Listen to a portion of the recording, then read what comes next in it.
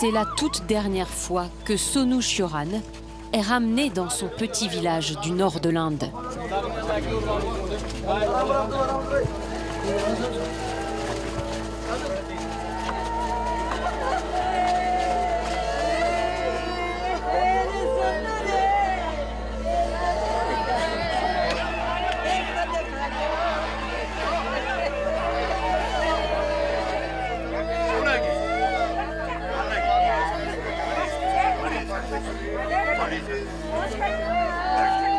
Le jeune homme de 28 ans est mort à 5000 km d'ici, dans les rangs de l'armée russe, en Ukraine.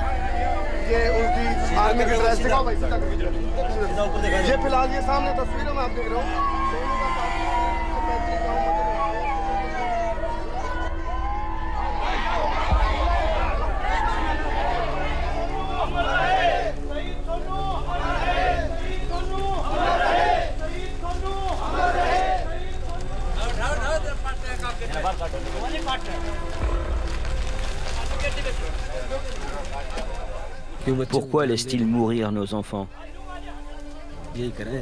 Cette guerre doit s'arrêter au plus vite. Nous avons tourné la page, mais il y a toujours des garçons piégés là-bas. Ils doivent être sauvés.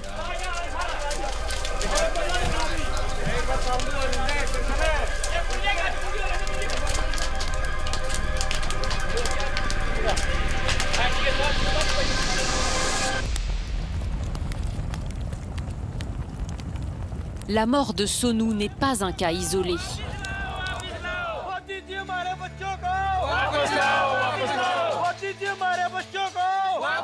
À travers l'Inde, des centaines de familles sont à la recherche d'un fils, d'un frère, d'un mari recruté par l'armée russe et abandonné sur le front ukrainien.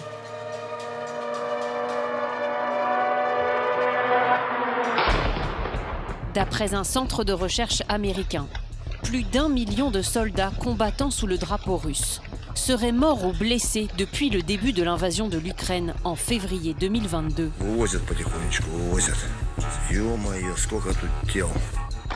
Alors, pour nourrir sa machine de guerre, l'armée de Vladimir Poutine se tourne vers des recrues étrangères. Ils viennent d'Afrique. Je suis sorti du Cameroun. Je suis venu ici en Russie pour combattre les couleurs de la Russie. De Cuba,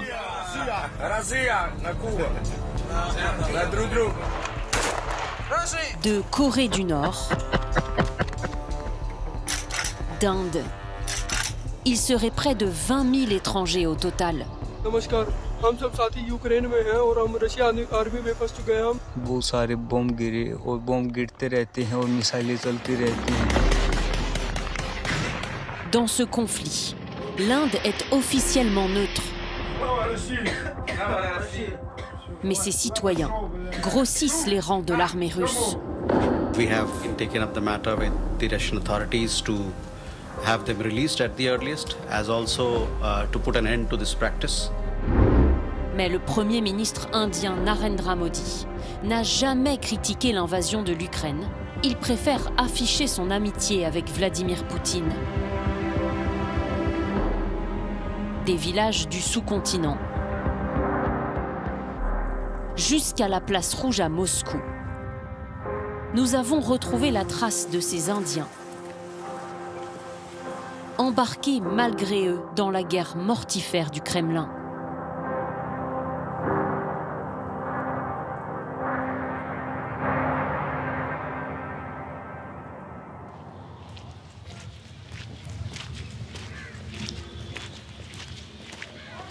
Trois mois après la crémation de son frère Sonu, Vikas Chioran apprend encore à faire face à l'absence. On a grandi dans ce village avec Sonu.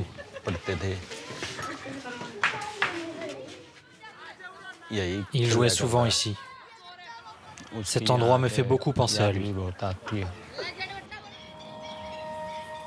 Né dans une famille d'agriculteurs, Sonu cherchait à tout prix à s'éloigner de ses champs. Dans une région où 15% des jeunes sont au chômage, sa licence de vétérinaire ne lui a pas permis de trouver du travail. Alors, comme des millions d'Indiens chaque année, pour échapper à la pauvreté et s'offrir un avenir, il a fait le choix de partir. Il est allé en Russie pour apprendre la langue et travailler.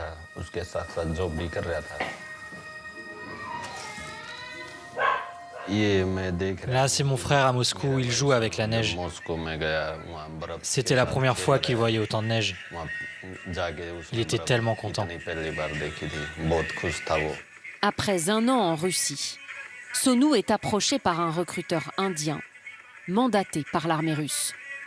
Appâté par un salaire de 2000 €, 10 fois le salaire moyen en Inde, il s'engage comme agent de sécurité. Ils lui ont menti et l'ont piégé pour qu'il rejoigne l'armée russe. Il a suivi une formation de 2 semaines et il a été envoyé sur le front en Ukraine. Nous avons perdu contact avec lui après qu'il a rejoint l'armée. Dans une guerre où la Russie perdrait 1000 soldats chaque jour, Sonu a été tué dans une attaque de drone, 3 jours seulement après avoir rejoint le front. Considéré comme un héros de la patrie, les autorités russes ont envoyé à son frère, en signe d'hommage, l'uniforme de l'armée. Il est mort le 6 septembre 2025 à Kharkiv en Ukraine. C'est écrit sur son acte de décès.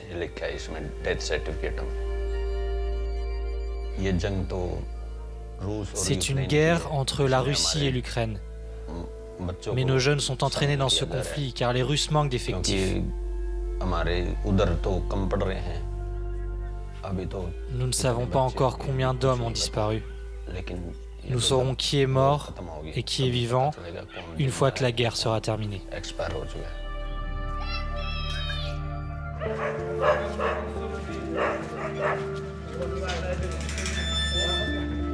Dans son village, Sonu n'est pas le seul à avoir cherché un avenir à l'étranger.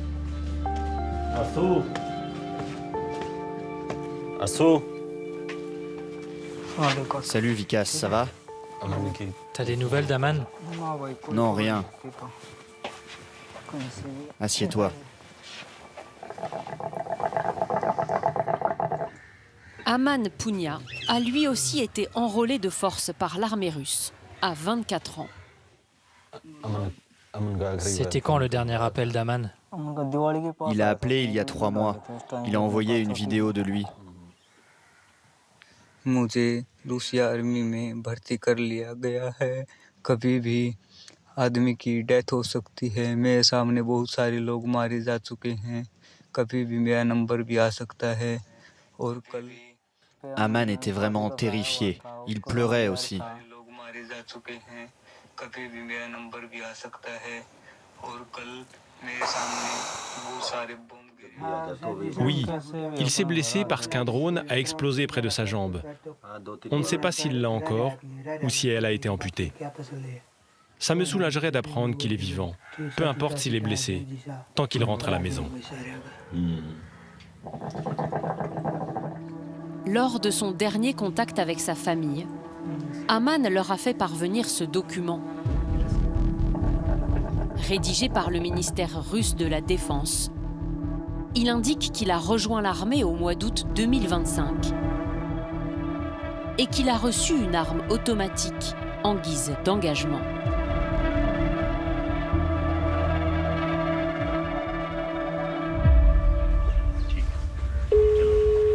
Hello. Oui, allô? Salut Jagdeep, ça va? Ça va et toi?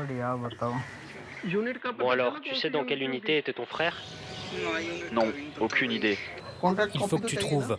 Le gouvernement russe nie que nos garçons ont rejoint leur armée. Sans cette information, tu vas devoir te battre pendant longtemps. Ok. Envoie-moi tes documents et je te dirai lesquels seront utiles. Tu pourras les présenter au gouvernement russe ou aux autorités indiennes. Depuis 2 ans, Jagdeep Kumar est en mission. Un combat parallèle rempli de coups de téléphone, de documents, de rumeurs. Il s'est fait la promesse d'aider tous ceux qui, en Inde, sont à la recherche de leurs proches disparus sur le front ukrainien. Je dois les aider parce qu'ils n'ont pas les bonnes informations, ils ne sont pas sur les bonnes pistes.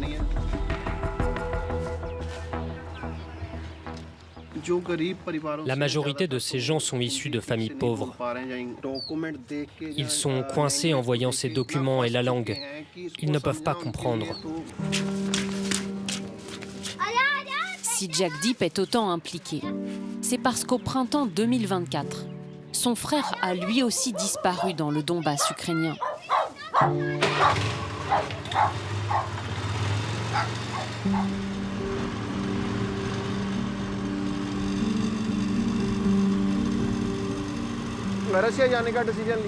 J'ai décidé de me rendre en Russie.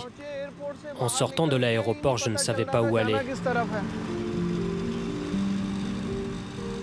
Tout m'était inconnu, les gens, la ville, la langue.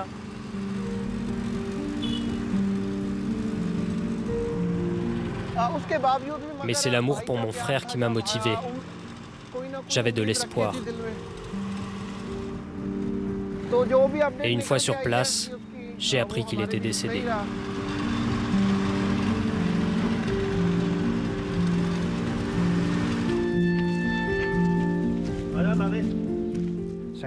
Je suis allé à Saint-Pétersbourg, puis on m'a dit d'aller à Rostov.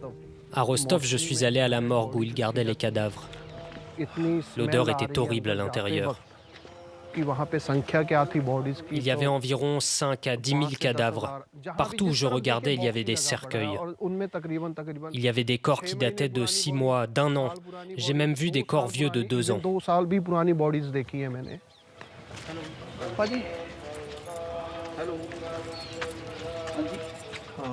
Je viens voir le corps.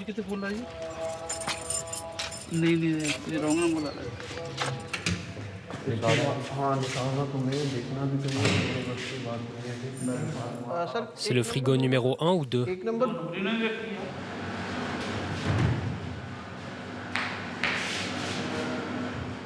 Je ne sais pas combien d'autres corps d'Indiens sont encore là-bas. Et je n'ose pas imaginer dans quel état ils sont.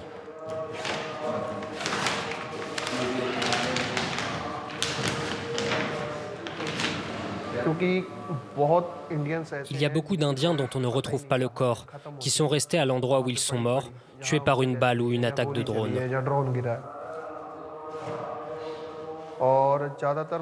Je suis heureux de ne pas avoir laissé son corps là-bas. Je l'ai ramené ici et je vais pouvoir organiser ses funérailles en Inde.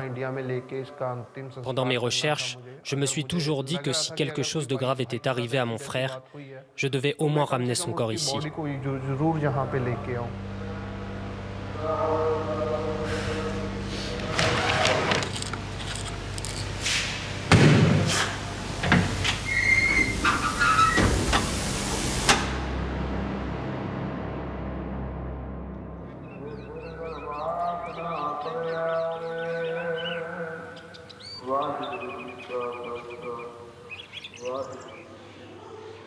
Déployé en tant que sniper, le frère de Jagdeep est mort en mars 2024 dans la région de Lougansk, en Ukraine occupée.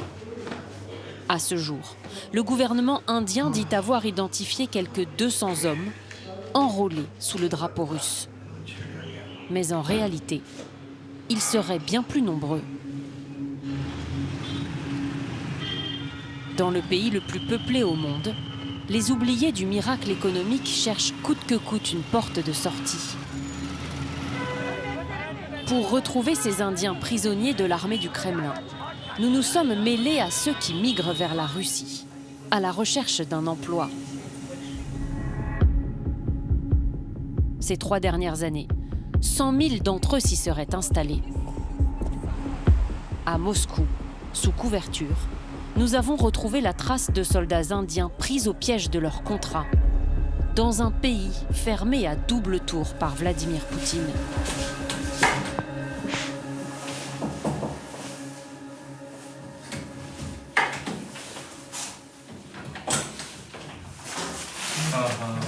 Ça va, soldat?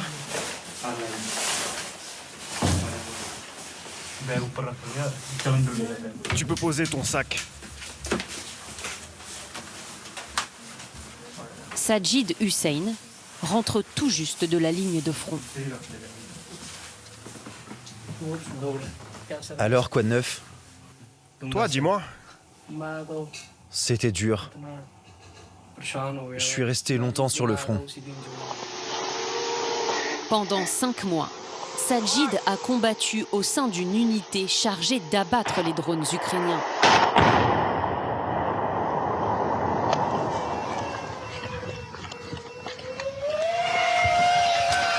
Il a ramené ces images de tranchées, transformées en couloirs de la mort.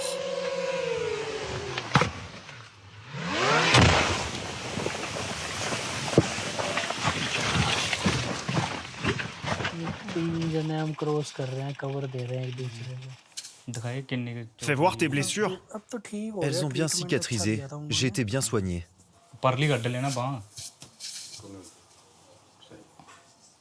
Je me suis blessé là. Tu t'es fait ça la dernière fois? Non, celle-là est plus ancienne. Celle-ci était profonde de 12 cm. Et celle dans mon dos de 23 cm. Mon Dieu, le drone aurait pu te tuer si tu ne l'avais pas abattu. Quoi? Ils t'ont retiré l'os? Non, non, c'est juste une fracture. Ah, exactement comme moi ici. J'ai été bien soigné, mais la nourriture n'était vraiment pas bonne. T'as quand même eu de la chance. Avec une jambe cassée, ils auraient pu t'abandonner sur le front. Et est-ce que le commandant t'a renvoyé au combat après tes blessures? Oui, j'y suis retourné 10 jours après avoir récupéré.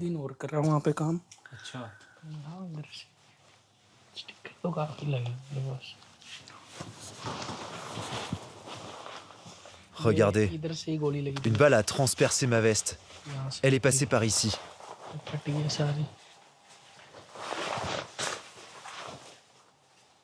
Et ça, c'est mon chapeau pour l'hiver. On dirait un russe comme ça. On peut même se couvrir les oreilles.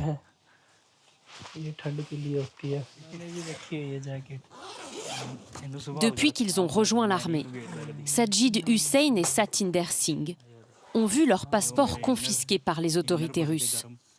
Désormais, ils sont coincés dans cet appartement de la banlieue de Moscou. Ma mère et ma famille me manquent beaucoup. Je veux juste rentrer chez moi. Personne n'est venu ici par patriotisme. Tout le monde vient pour l'argent. Il n'y avait que des avantages à venir ici. Si j'avais été tué, ma famille aurait touché 100 000 euros. Et en plus de ça, ils auraient eu la nationalité russe et une assurance maladie. Moi, j'étais endetté. Donc j'ai saisi l'opportunité de rejoindre l'armée en tant que soldat pour aider ma famille.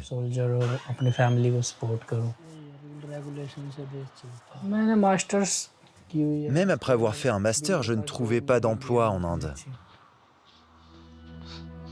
Les 2 hommes originaires du nord de l'Inde ont survécu à la guerre. Mais savent qu'ils vont encore devoir se battre pour quitter la Russie. Avec le contrat qu'on avait, c'est comme si leur armée avait loué nos vies.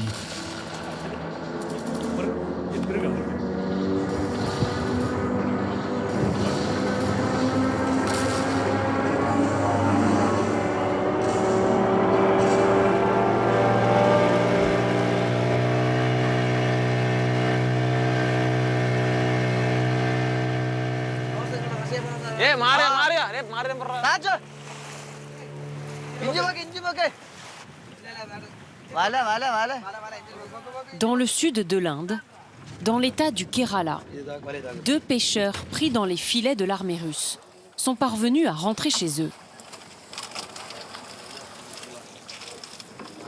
C'est une mauvaise journée. On n'a pas de poisson.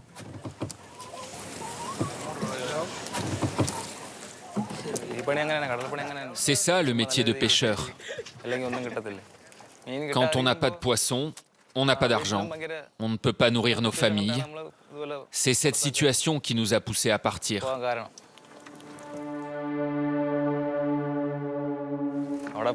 Mais une fois là-bas, tout a empiré.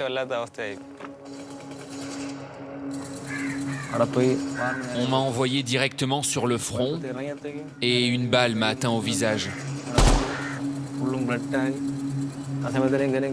J'étais blessé, je saignais beaucoup.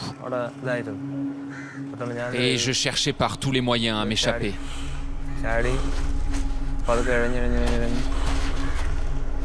J'ai dû ramper pendant 3 kilomètres, sans boire, ni manger. Je suis resté caché sous des cadavres toute une nuit pendant ma fuite.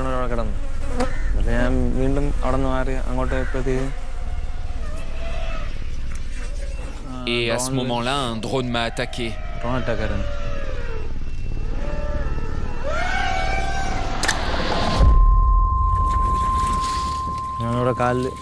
L'explosion m'a blessé à la jambe. Je ne sais pas comment j'ai fait pour revenir vivant.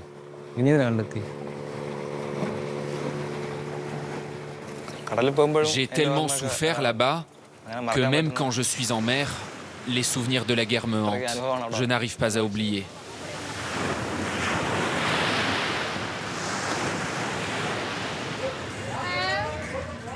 Après plusieurs mois sur le front, Prince Sebastian et Tinu Paniadima, 2 cousins, ont retrouvé la maison qu'ils avaient quittée à la recherche d'une vie meilleure.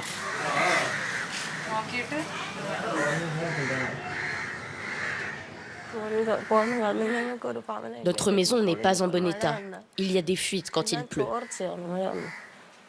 Quand mon fils m'a dit qu'il avait trouvé un travail en Russie, j'ai pensé qu'on allait pouvoir la réparer. Il m'a dit qu'il gagnerait environ 2000 €. C'est pour ça que je l'ai laissé partir, car son avenir était plus important.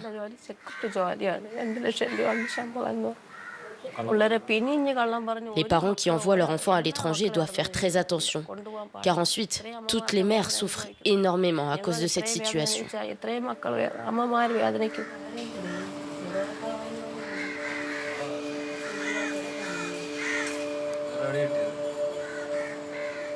Tinu et Prince ont réussi à soigner leurs blessures.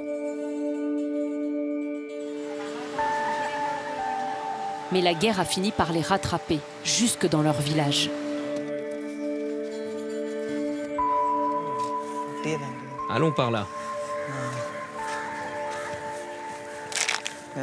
Si on continue à chercher, on va le trouver. Ce doit être au fond.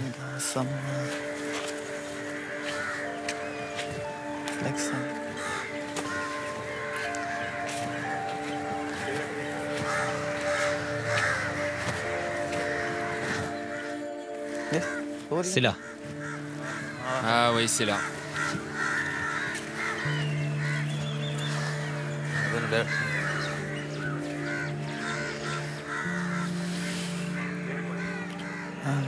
David.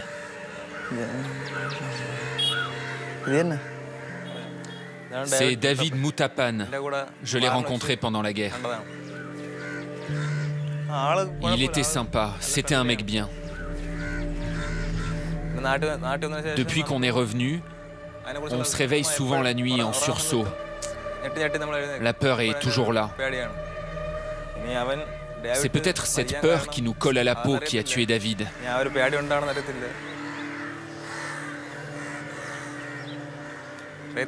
Après son retour, il n'arrivait pas à se défaire de ce traumatisme et il a fini par se suicider. Je suis en colère. Je ne comprends pas pourquoi il est mort. Pourquoi devait-il mourir à cause d'une guerre entre la Russie et l'Ukraine ?